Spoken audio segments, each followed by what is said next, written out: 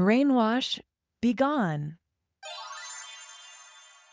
A podcast for women who've left a high-control, high-demand religion. In every episode, we deconstruct one specific rule you were taught so you can let go of the harmful conditioning and live an amazing life on your own terms. Today, we'll be talking about... We are in the world, not of the world. Is this an admonition you heard over and over again from parents, friends, and church leaders when you were still in your high-control religion? The definition of the world seemed to conveniently shift based on the preferences of the specific person warning you away from the world. Yep, it's suspicious, all right. You always thought so. In today's episode, we're going to uncover why this is such a popular concept taught in many high-control groups. And spoiler alert, it's about mind control. We're also going to talk about how to work on releasing yourself from this fear if it's something that continues to plague you after leaving. So we're all familiar with all of the religious explanations for why your particular group may have been in the world, not of the world, whether they specifically described it in those words or not. But there's the idea that their subculture would stand apart from the rest of society and be morally superior. And a lot of times there are a lot of themes of purity, of not being tainted or contaminated by the dangerous and dirty and unholy outside world. It also tends to pull in some ideas about what the purpose of this life is for, whether this life is just a test, or are you supposed to live this life, or is it literally just to earn brownie points for the afterlife or a future reward? And a lot of times there is a ton of fear and danger messaging woven in as well. You know, you're being told to stay away from the world for your own good. They're dangerous, they're evil, they'll harm you. You need to stay within our group to be safe. But just like all of the other rules we were trained with, all of the other ways that we were conditioned by our high control religion, there is an underlying motive that is not ever stated explicitly, which it's important to look at clearly now that we are out of that situation and trying to liberate ourselves completely from the conditioning that remains. Because what these groups are doing is trying to instill an irrational and extreme level of fear and distrust of the outside world, which conveniently the outside world is also the only escape route out of the religious group. You aren't going to get help escaping from another member who's currently inside of the organization. It'd be extremely unlikely. So if you were ever going to leave the group, you would have to interact with and rely on, to some degree, the structures of the outside world and the humans in the outside world at large. And so by instilling that paranoia and fear of all of the escape routes, functionally, it's one of the best things at keeping you trapped. I mean, that's so insidious, but it's true. It reminds me of a movie from, I don't know, maybe like 20 years ago or so called The Truman Show. I don't know if any of you have seen it, but if you haven't, you might want to watch it. I found it super cathartic. I think I saw it once as a child, and it was just like, oh, well, you know, it's a story about this. And then when I saw it later as an adult, having left my childhood religion, I was so deeply touched. It was so cathartic for me as a sort of like as a story that plays out what a lot of us have felt from leaving our religions. But I'll just give a brief explanation of what the movie's about without ruining all of the details. But basically the premise is that this guy was adopted as a baby by a corporation, and he was raised inside of a fake universe that was constructed where he believed it was the world, but actually it was all just for this show. And so they were always watching him. All of the people around him were actually actors, like it was a fake world. And in that world, what the producers had done to make sure that he would stay in the small community that was just the set they built for him is that they manufactured traumatic experiences where he believed that someone important to him had died in an accident in the water that surrounded this community. Because he had this extreme fear then of the water, every time he'd get close to the water or think of traveling somewhere else, he would just be overcome by fear and unable to actually travel and see what was beyond his small town. And it was very effective until it wasn't. So, anyway, that's a plug for watching The Truman Show, but that is exactly what's happening here. It's like the religious group is training us that the escape route is dangerous. And so every time you consider escaping, move towards the escape route, that fear kicks in and it's just paralyzing, and it can prevent people for a long time or sometimes forever from actually getting out of that situation. But so many of the people who listen to this have already left, which takes amazing courage. And some of you might be listening and thinking about leaving, and we understand it's really complicated and it's not to be taken lightly, but we know that you can do it too. And hopefully learning about these different pieces of how the mind control is actually constructed, how it works against you, will help you dismantle it enough that you are able to make the decisions you need to make to safely leave your group or to find some peace of mind. So another interesting thing about this particular saying, the idea of we're in the world, not of the world, is that it's intended to suppress any normal human desires and individuality that you would spend any of your life energy, your time, your financial resources on, which is just crazy. And of course, that's designed so that you give that energy, that money, that time to the group for free. And you're giving it actually in exchange for a promise for something good that will happen to you after you're dead, not even in this lifetime. And conveniently, no one can prove or confirm or deny what actually happens after you're dead. You can never know whether they really got paid with heavenly bliss. And, the people on earth who claim and tell you and teach you that you will be rewarded with this heavenly bliss, they also can't confirm or deny. Like, what? Folks, that's a bad deal. That is a scam.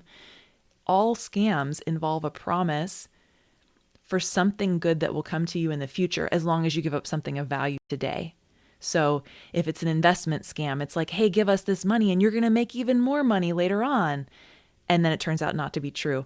Or a green card scam, which is like, I love you so much and we're going to have a wonderful life together. All you have to do is marry me and get me a green card and then we'll be blissfully happy forever.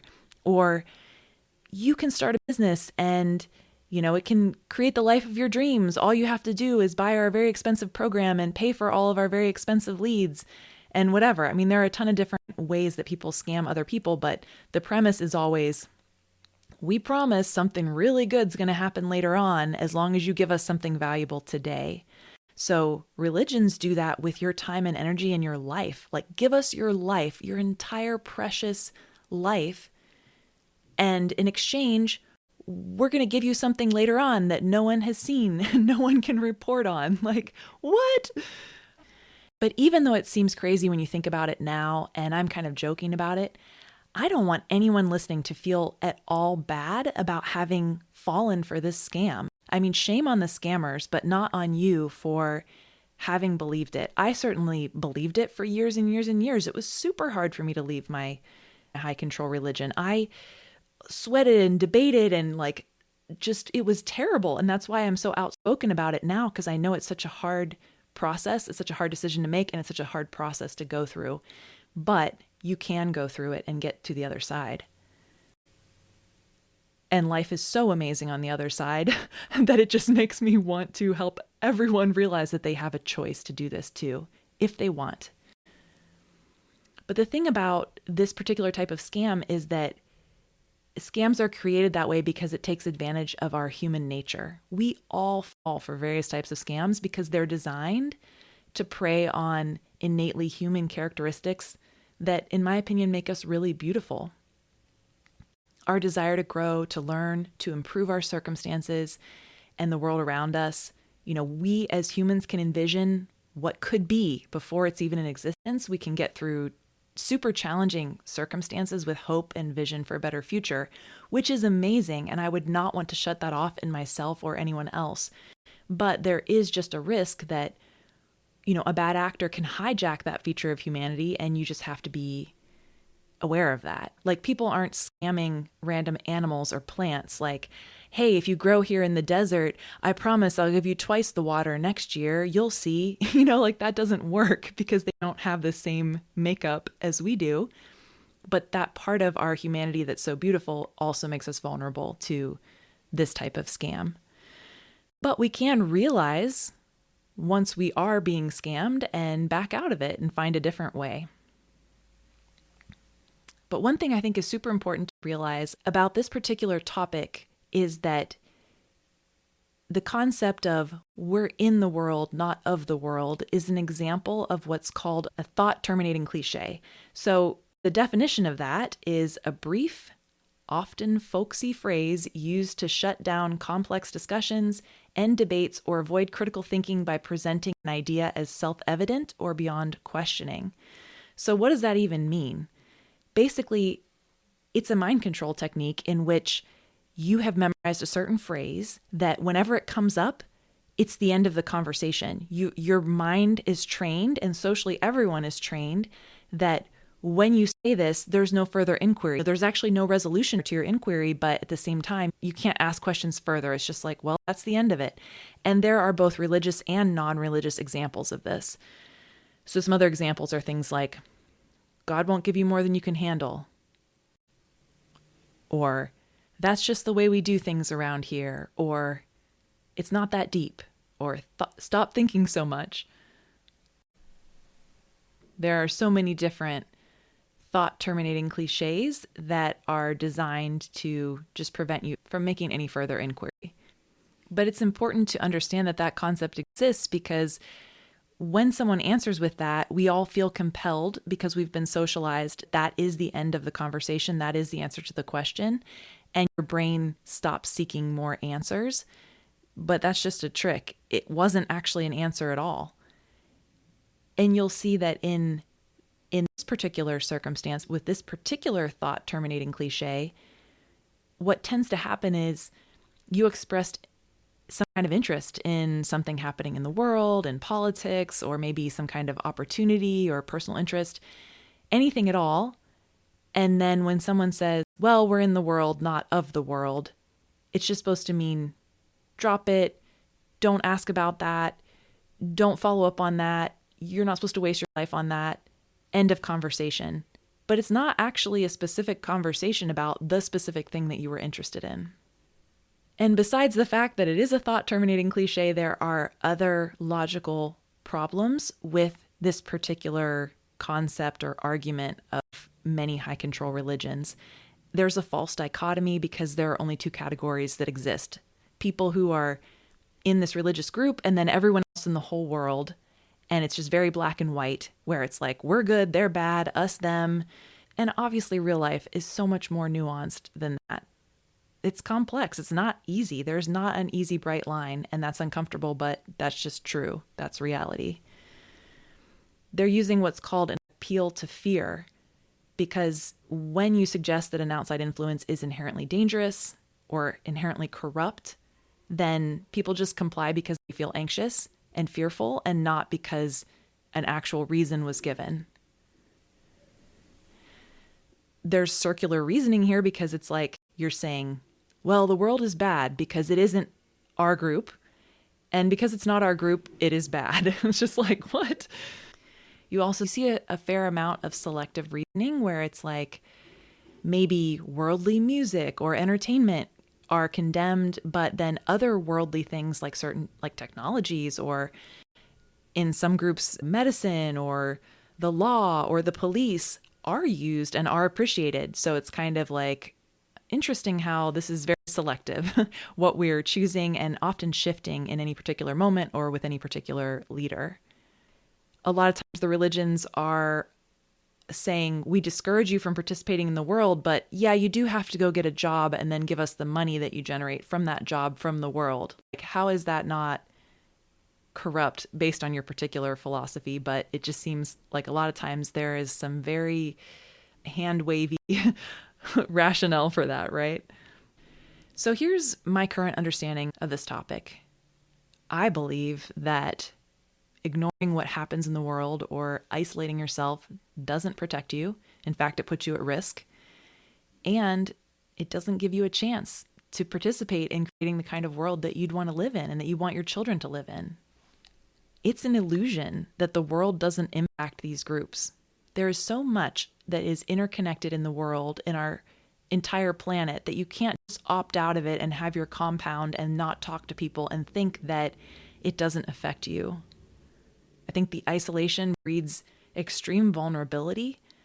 Any groups that restrict outside contact really increase the risk of manipulation, misinformation, and abuse, no matter what their initial alleged religious principles are.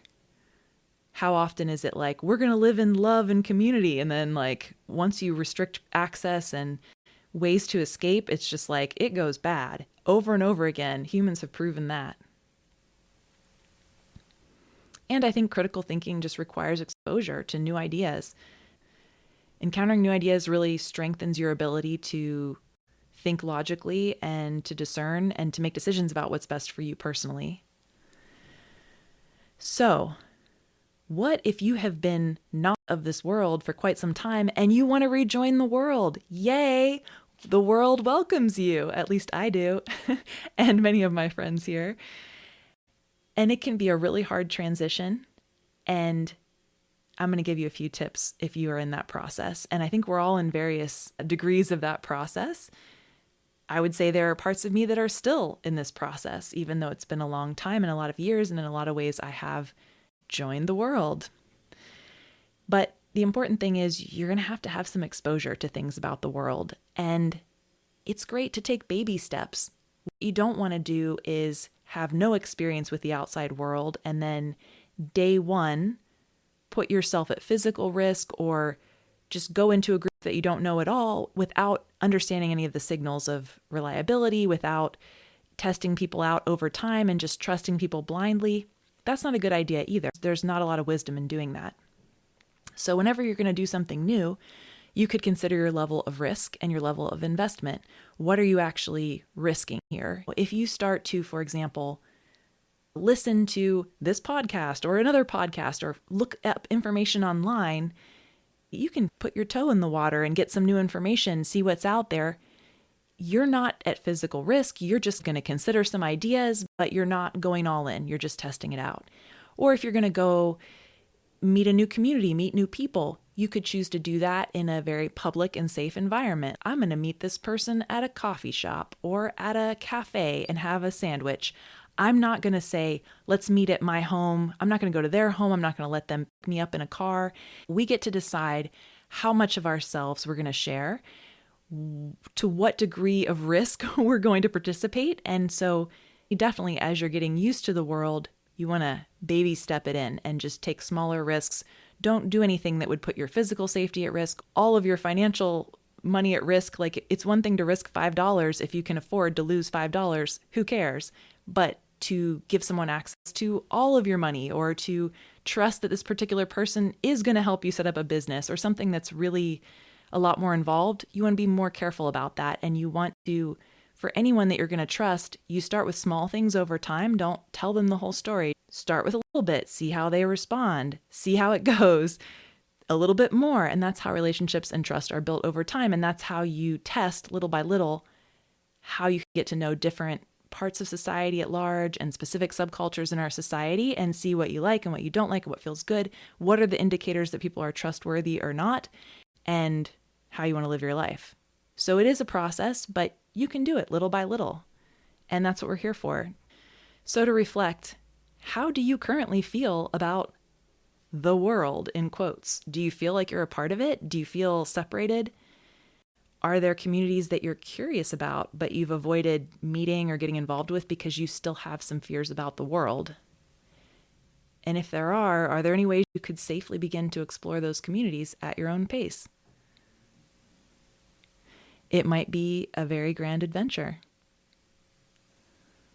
And I hope you have a very good time doing it.